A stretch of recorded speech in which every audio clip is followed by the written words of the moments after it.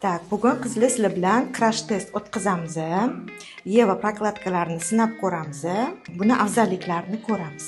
Dastlab bir xil suyuqlik solib ko'ramiz va qanchada so'rilishini aniqlaymiz. Ko'ryapsizlar, bir xil. Tak, endi 40 soniya poylaymiz va 40 soniyadan keyin buni tekshiramiz. Endi namligini tekshirib ko'ramiz.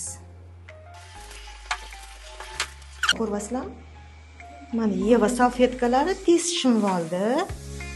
Bu prokladkalar unaqa namligicha qoldi. Bular quruq. Ko'ryapsizlar? Quruq. Endi ichini kesib ko'ramiz. Tak.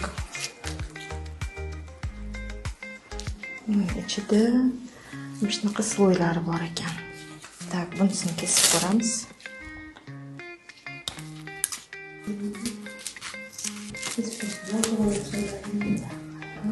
Ichi qanaqa?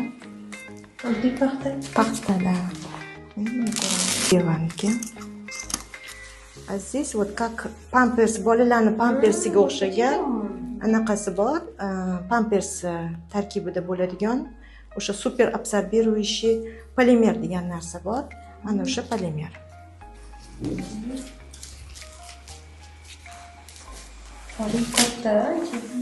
Mana bu poloskasi anionoviy poloska deyiladi. Bu bakterisidniy effekti bor. Ya'ni o'sha ayollar jinsiy a'zolaridagi bakteriyalarning ko'payishini oldini olib turadi.